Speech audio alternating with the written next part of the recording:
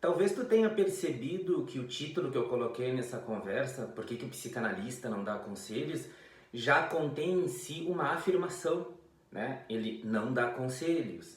Então, isso parece uma coisa que todos sabemos, tá tranquilo para todo mundo. O analista, e não só o analista, né? Eu falo analista aqui porque o meu foco é a psicanálise, mas a gente poderia dizer psicólogo, psicoterapeuta de forma geral, com alguma exceção em algum tipo de tratamento específico. Esse profissional, ele não dá conselhos no sentido de dizer que a pessoa deve fazer isso ou fazer aquilo, ou seja, ele não coloca as suas opiniões pessoais no tratamento. Então, isso parece que tá uma coisa certa já. A gente aprende isso na faculdade, né? Desde cedo e levamos isso para nossa vida profissional. A maioria, né? Tem gente que não leva tanto, mas daí é outra história. Agora, uma coisa importante é a gente saber, como todas as questões técnicas, é importante a gente saber por que que ele não dá conselho.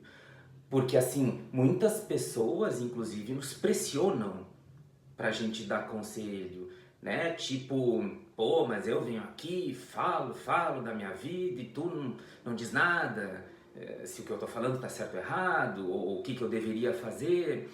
E eu acho que a gente corre o risco, às vezes, de se sentir ou de passar meio por sacana, né? Pô, mas por que que não fala que mal que é o analista ou o psicoterapeuta? Agora, não é. Existe motivo pelo qual não se dá conselho, motivo técnico e muito importante. Isso que a gente vai ver hoje.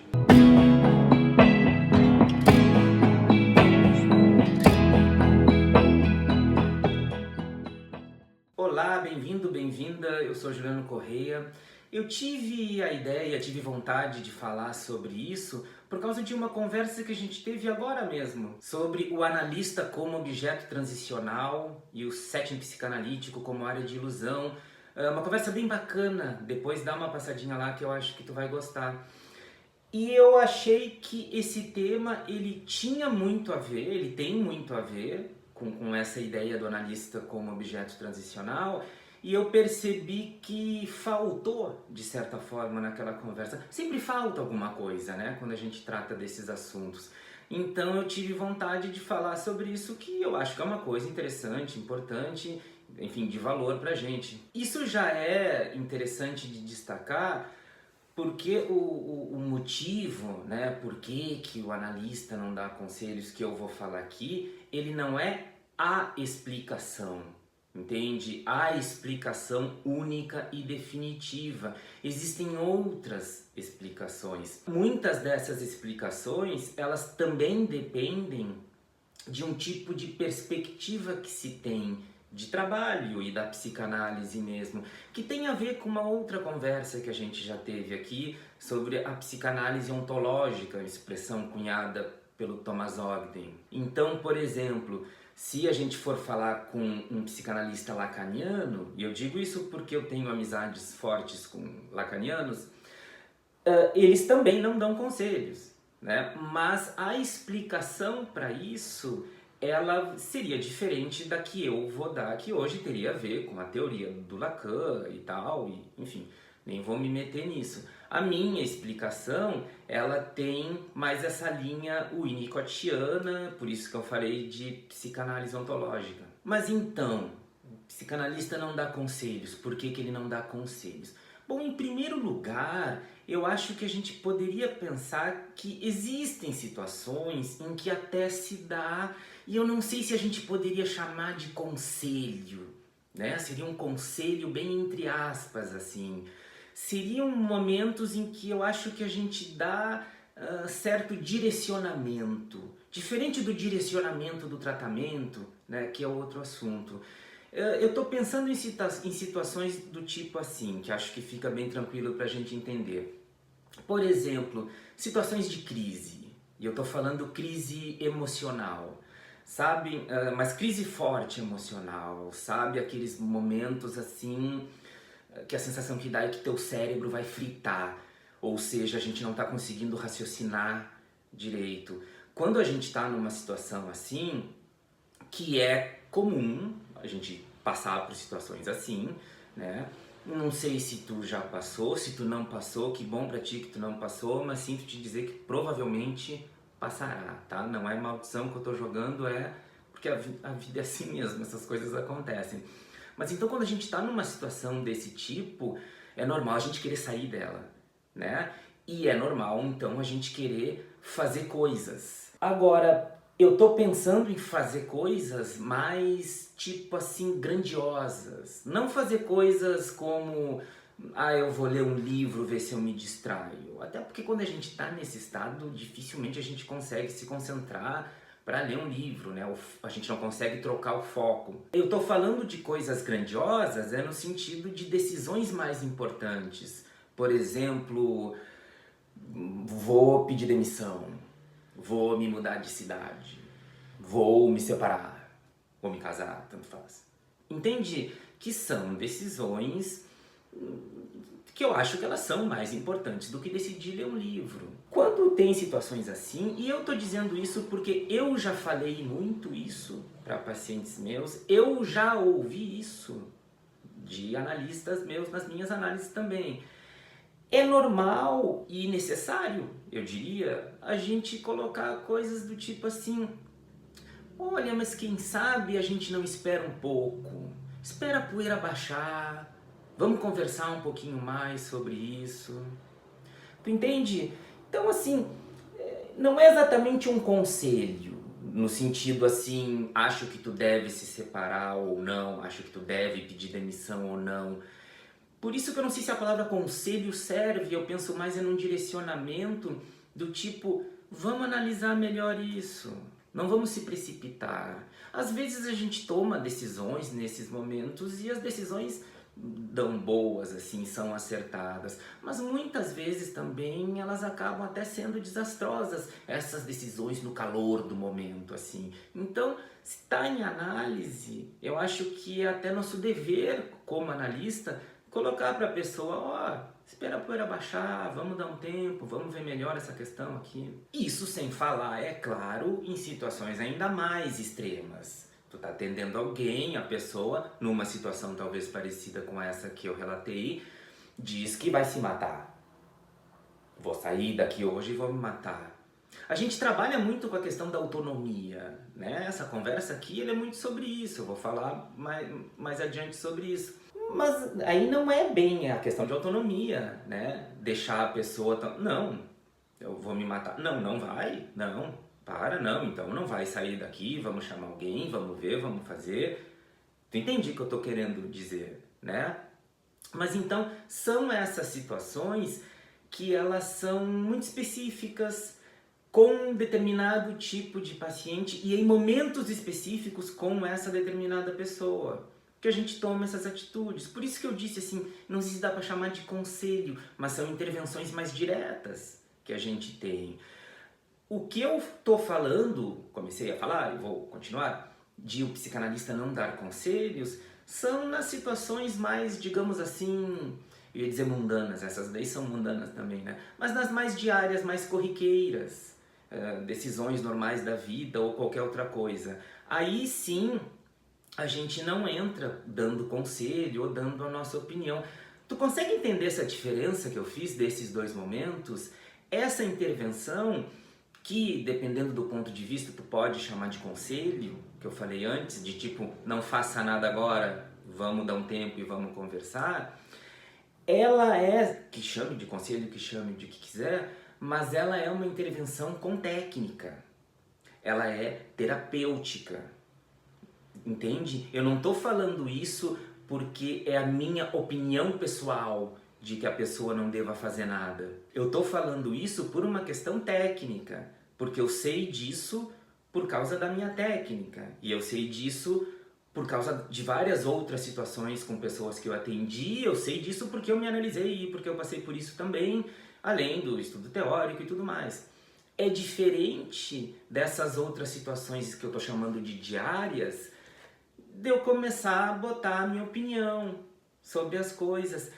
Tem um artigo do Winnicott, que eu citei ele nessa outra conversa do objeto transicional, Aspectos Clínicos e Metapsicológicos da Regressão dentro do Setting Psicanalítico, de 1954, está naquele livro da Pediatria Psicanálise, e que nesse artigo o Winnicott faz um tipo de análise de pontos de como era o setting do Freud, e para colocar as suas concepções também. E um desses itens, o Winnicott fala sobre isso. Ele diz assim, o analista não tem nenhum interesse em colocar na análise as suas opiniões pessoais. Ou seja, ele não tem nenhum desejo de aconselhamento nesse tipo. Agora, ele coloca daí, com certa pitada de humor, se tem uma guerra ou se o rei morre, o analista não fica indiferente. Eu acho que isso descreve bem o que eu estava tentando explicar. Regra geral, a gente não interfere. Existem situações, os exemplos que eu dei são situações bastante internas da pessoa e bem individuais. Os exemplos que o Winnicott deu, eles são mais universais. Por exemplo, se tem uma guerra, Então, mas são as exceções e exceções que acontecem na vida, que aí a gente muda o comportamento. Eu não estou falando aqui das exceções, eu estou falando do dia a dia de uma análise, de um tratamento. Então, como eu já ressaltei, as ideias que eu coloco aqui, elas têm como base a teoria do amadurecimento do Winnicott.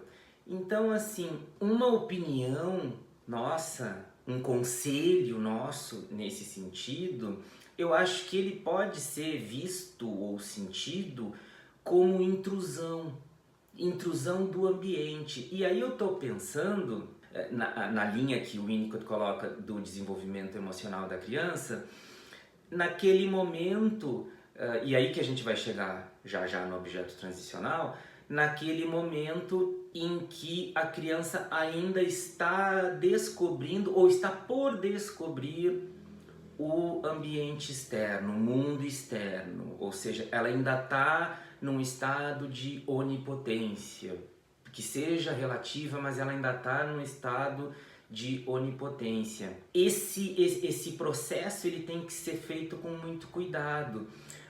O que a mãe faz? A mãe boa do Winnicott? Ela age intuitivamente com o bebê de modo que ele não perceba uma intrusão. Não perceba uma intrusão porque não existe uma intrusão. Tá, mas como é que é isso? Como é que funciona? Por exemplo, assim, o bebê tá com fome e aí ele chora. E a mãe, no momento adequado, ela coloca o peito na boca do bebê, ela alimenta. Ou seja, a coisa encaixa perfeitamente. O bebê tem uma ideia assim, esse peito, não é um peito, não é a parte do corpo da mãe. Não, isso tudo aqui é meu e fui eu que criei no exato momento em que eu precisei. Da mesma forma que a mãe, esta mãe boa, ela não, se distrai e deixa o peito mais tempo do que ele deveria. Tu entende um tipo de relação que eu estou querendo fazer? Eu acho que um conselho nosso, uma opinião pessoal nossa, da mesma forma que uma interpretação mal feita ou num momento errado pode funcionar como intrusão, que seria nesse caso o peito não vir ou vir e se demorar demais. O que acontece quando ocorre esse tipo de intrusão? O bebê ele se retrai. É aquela ideia assim, eu tô querendo descobrir, desbravar o mundo e eu vou continuar fazendo isso e vou continuar fazendo isso com saúde se eu ver que esse mundo me aguenta, que esse mundo é adequado a mim. A partir do momento que eu me sinto invadido por esse mundo, o que eu vou fazer? Eu vou me recolher. E aí isso não é só isso, tá? Mas é uma das portas de entrada para possíveis problemas psíquicos mais sérios que podem acontecer no futuro. Da mesma forma, indo pelo mesmo caminho, entra essa questão do objeto transicional.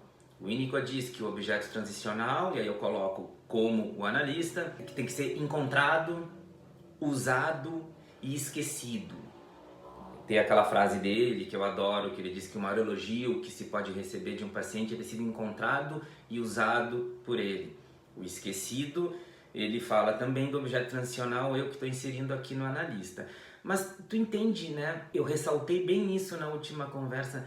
Eu estou falando de um analista como um objeto transicional. Eu não estou dizendo que ele seja um objeto transicional.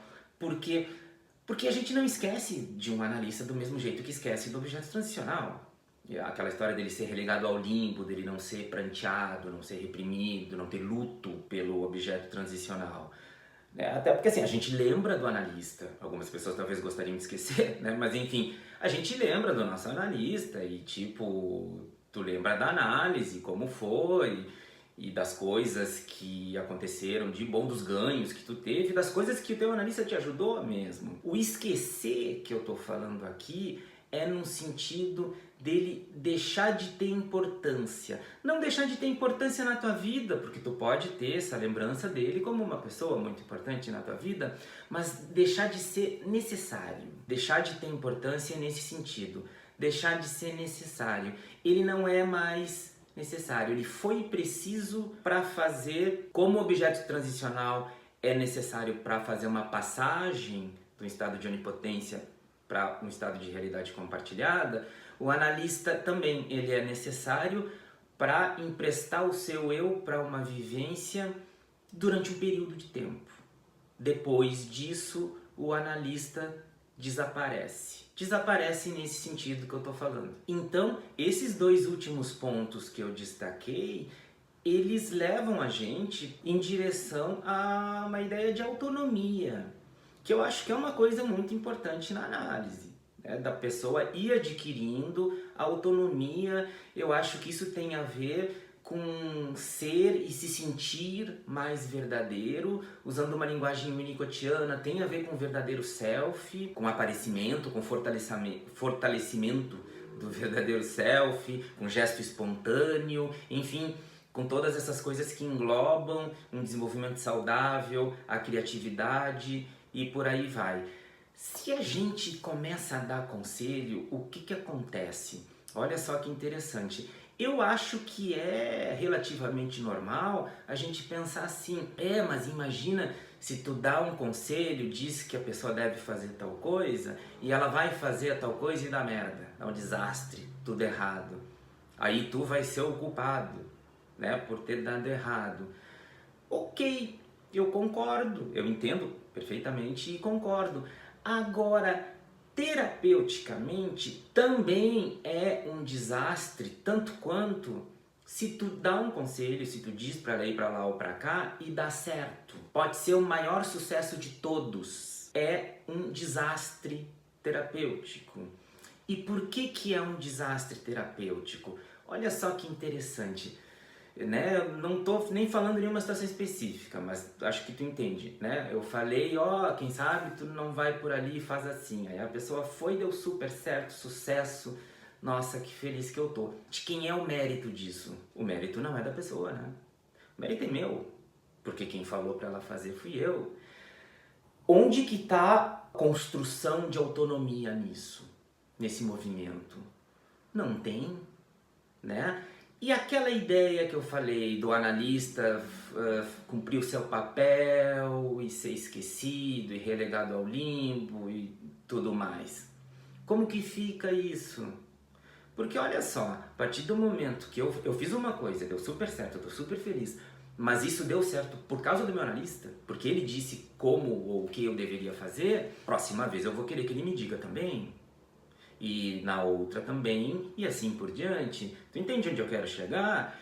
Isso cria uma dependência. Eu acho que tem, com certeza tem, um estágio de dependência na análise, que geralmente é o inicial, né? Até porque eu trabalho muito com essa ideia desse paralelo do desenvolvimento emocional do Winnicott com o desenvolvimento de uma análise. Agora, essa dependência que eu estou falando aqui dos conselhos, aí ela é uma dependência ruim, ela é uma dependência que não deve acontecer. Ela é uma dependência que, se ela existe, e às vezes existe já desde saída, às vezes ela existe sem um analista dar conselho nenhum, ela tem que ser combatida. Não é o objetivo. Sabe essa ideia que eu falei há pouco, da mãe amamentando o bebê? e do bebê ter aquela ideia, nossa, e eu criei exatamente o que eu precisava, exatamente no momento que eu precisava. Funciona da mesma forma com quem a gente atende. A partir do momento que tu vai dando os conselhos ou as tuas opiniões pessoais, até porque, né, vamos combinar, as minhas opiniões pessoais, do que eu acho bom, do que eu acho ruim, elas têm a ver, obviamente, comigo, com a minha história, com as minhas escolhas, com meus traumas, minhas neuras, com tudo mais. Não são as mesmas da pessoa que eu atendo. Então, assim, a pessoa que eu atendo lá pelas tantas, ela pode tomar uma decisão de vida, sei lá, que eu possa olhar e possa pensar, nossa, que horror isso, seria tão mais legal se ela fizesse outra coisa. Mas isso é pra mim, é o que eu acho. Pra ela, aquela decisão é a que vai fazer ela feliz. Então, é desastroso terapeuticamente se meter nisso. Mas voltando à ideia lá do seio, o paralelo que eu faço é que assim, a pessoa que se trata com a gente, ela também tem que ter, né, gradativamente, não importa, essa noção de que foi ela que criou. O mérito, ela é dela, não é nosso, não é a nossa grande interpretação ou sei lá o que. Não, é ela. Isso que vai fazer com que ela possa ter criatividade, possa se desenvolver, que ela possa, como eu falei antes nesse paralelo, ganhar confiança no mundo. Tu entende? Eu falo muito essa expressão assim, o mundo me aguenta, o mundo me suporta, mas vale o contrário também, eu suporto o mundo e eu dou conta. Porque eu tenho alternativas, eu tenho ideias, eu consigo me virar. Tu entende essa diferença? É muito diferente de pensar assim, não, eu só consigo ter ideias ou me virar ou fazer as coisas se o meu analista me diz. Ou se ele me dá permissão, ou sei lá o que. Então, a partir do momento que a gente começa a dar conselho, ou que a gente começa a inserir as nossas opiniões, a gente está tirando isso de tão especial e de tão essencial que uma análise deve ter, que é a autonomia, a liberdade, a gente pode chamar assim, mas que é essa apropriação da pessoa das suas conquistas, não só conquistas, tá? Mas das suas escolhas verdadeiras e verdadeiramente suas, que vão dar certo, que vão dar errado, às vezes vai ser um desastre, faz parte da vida, mas é importante que seja dela. A exceção são aqueles casos que eu falei antes. De resto, tudo isso faz parte e o nosso papel é fazer com que isso seja possível, pensando que a pessoa veio se tratar com a gente, né? São inúmeros os motivos pelos quais uma pessoa vem se tratar, mas nessa concepção que eu acredito, talvez, muito provavelmente, tenha problemas maiores ou menores nesse processo todo. E aí que a gente entra como um objeto transicional, né, para tentar arrumar, enfim, melhorar essa questão. Tu entende por que agora, né? Por que é importante a gente saber os motivos pelos quais a gente faz assim ou assado na clínica? Os motivos pelos quais a gente faz essas coisas que são leis, regras desde o início que a gente conhece? Porque a gente pensando assim, né, usando esse exemplo dessa nossa conversa de hoje, quando algum paciente acusa a gente de tipo, que mal que tu é, que eu tô aqui falando, querendo, implorando por uma opiniãozinha e tu, malvado, não pode falar nada e tal. Ao invés de se sentir culpado, como se a gente não pensa nessas coisas a gente pode se sentir, não, é bem pelo contrário. Não estou dizendo que a gente vai falar isso para a pessoa, isso é uma coisa interna, né? Nossa, é uma conversa que a gente tem conosco. Mas é no sentido assim, não, justamente eu não dou minha opinião porque eu acredito em ti. Porque eu acredito em ti porque eu quero que tu se desenvolva de forma autônoma e da forma mais forte possível, que é aquela questão que eu falei, eu não me canso de repetir nunca, as conquistas ou fracassos, não importa, elas devem ser da pessoa. A gente instrumentaliza a isso, né? Não somos nós que fazemos as conquistas. Por isso que eu gosto de dizer, isso daí não é uma frase minha, tá? Eu não sei de quem é, mas certamente eu li isso em algum lugar, não fui eu que pensei isso. Que o analista trabalha nas sombras. Eu não sei, deve ser porque eu gosto do Batman, que eu trouxe essa coisa das sombras, mas é trabalhar nas sombras, naquela coisa assim, a gente, né, tudo bem, tem pessoas que nos agradecem, tudo, às vezes agora a gente tá no fim do ano, às vezes no Natal, ganha um presentinho, né, mas é o de menos, assim, a questão não é essa, a gente não recebe os louros, né, como, sei lá, o cirurgião, pô, o cirurgião operou, salvou a tua vida, né? Tu fica devendo a vida para ele. O analista trabalha nas sombras nesse sentido de ser esquecido. Mesmo que eu sei que tu não esquece de fato, alguém deve esquecer, né? Mas tu não esquece de fato o teu analista, mas esquecer nesse sentido de importância, tu não precisa mais dele. Tu não precisa mais dele, tu não precisa ficar agradecendo a ele, porque o trabalho foi bem feito. Se o trabalho é bem feito, os teus desenvolvimentos ou as tuas conquistas, elas são tuas e só tuas. E é assim que tem que ser, e é assim que é. Um tratamento bem feito, ele tem esse fim. E outra coisa também que a gente pode aproveitar, se de repente tu tá assistindo ou ouvindo essa conversa aqui e tu não é psicólogo nem psicanalista, não trabalha com isso, mas se tá aqui porque se interessa, né? Ajuda também para que tu não brigue com o teu terapeuta quando ele não te dá as respostas e tal, né? Ele não te dá as respostas porque ele não tem as respostas e porque ele tem consciência que não tem as respostas, e o fato dele não te dar as respostas, mesmo sem eu conhecer ele, eu já posso dizer, ó, acho que tá em boas mãos, porque ele deve ser um ótimo terapeuta. Se ele te desse as respostas, aí que nós ia ter uma outra conversinha mais longa. Então não fica brabo, fica feliz porque tu tá em boas mãos, teu tratamento tá tendo uma condição que eu acho que é muito boa. Bom, era isso que eu queria falar, acho que é um assunto bacana, acho que é um assunto importante. Se tu acha também, continua acompanhando o canal, tem outras conversas aqui muito legais. Deixa teu comentário, deixa tua sugestão do que tu gostaria de ouvir. Eu sempre falo, a gente tem uma série do Rodapé Psicanalítico, eu sempre digo, né? Diz o que tu quer ouvir no Rodapé Psicanalítico, mas pode ser aqui conversas mais longas também, não importa. Segue o canal, curte, enfim, continua acompanhando, que aqui a gente sempre tem alguma coisa interessante de psicanálise para falar e para discutir. Um abraço e até a próxima.